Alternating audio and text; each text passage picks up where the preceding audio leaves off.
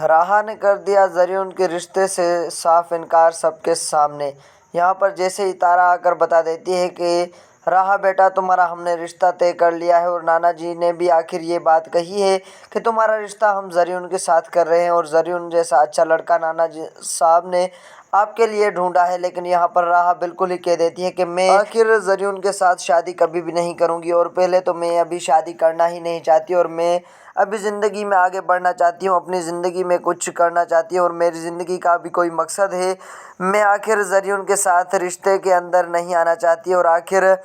मैं ज़रियुन के साथ शादी नहीं करने वाली। लेकिन नाना साहब तो ये बात कह देते हैं कि मैंने तो ये आखिरी फ़ैसला कर लिया है, और तारा ये बार बार समझा रही होती है कि राहा बेटा ऐसा नहीं करते, बड़े तो बिल्कुल ही अच्छा सोचते हैं अपने बच्चों के लिए, और अपने बच्चों को लिए बिल्कुल ही अच्छा सोचते हैं, यानी कि गलत सोच ही नहीं सकते। लेकिन यहाँ पर तारा की बात बिल्कुल ही समझ में नहीं आ रही होती राहा को, और राहा कह देती है कि मैं नाना जी के सामने जाने वाली हूँ, और नाना साहब को ये समझाने वाली हूँ कि मैं ये रिश्ता कभी भी नहीं करूँगी, और ज़रियुन मुझे कभी भी किसी भी हाल में कबूल नहीं है। लेकिन जैसे ही नाना साहब के सामने आती है राहा, तो राहा ये आकर देखती है कि ज़रियुन भी वहाँ पर मौजूद होता है, और लेकिन यहाँ पर राहा अपनी बात खोल के कह देती है सबके सामने, और कहती है कि नाना साहब मुझे तो बिल्कुल ही शादी नहीं करनी है, अभी ज़रियुन के साथ भी नहीं और किसी के साथ भी नहीं। लेकिन नाना साहब कह देते हैं कि ऐसा नहीं हो सकता बेटा, मैंने तुम्हारा रिश्ता कर लिया है। लेकिन वहाँ पर राहा खुल के कहने वाली है कि मैं खिलाफ वर्जी करती हूँ इस रिश्ते की, और मैं कभी भी ज़रियुन के साथ शादी नहीं करूँगी। लेकिन यहाँ पर अब ज़रियुन भी ये बात कह देता है कि मैं बतूल से ही शादी करने वाला हूँ, नहीं कि राहा से तो ये रिश्ता मुझे भी मंजूर नहीं है।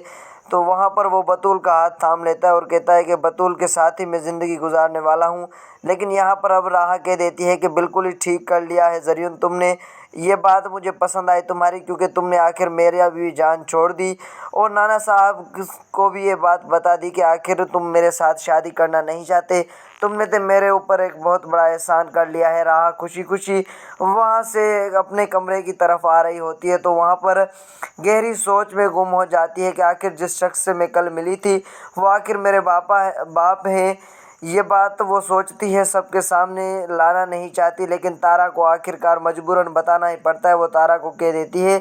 कि मैं एक शख्स से कल मिली थी, वो मेरा बाप है या नहीं। वो बता देती है कि आखिर मैं इस शख्स से मिलती रहती हूँ, लेकिन तारा को अब इस बात का अंदाज़ा हो चुका है कि वो मेरे एक शौहर के साथ मिल रही है, और आखिर उसके साथ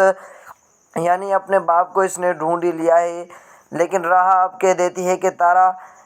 माँ आपने कभी भी ये सच्चाई मुझे नहीं बताई कि आखिर मेरा बाप कौन है, और ये सच्चाई मुझसे क्यों छुपा रखी है। लेकिन वहाँ पर तारा कह देती है कि अभी तुम बहुत छोटी हो, तुम्हें इस बात का अंदाज़ा नहीं होना चाहिए कि आखिर तुम्हारा बाप कहाँ पर है और कौन है। लेकिन राह कह देती है कि मैंने तो आखिर उसे देख ही लिया है और ढूंढ लिया है, मुझे अंदाज़ा है कि वही मेरे बाप हो सकते हैं जिसके साथ कल मैं मिलकर आई हूँ। अब तारा परेशान है कि आखिर किसके साथ मिलकर आई है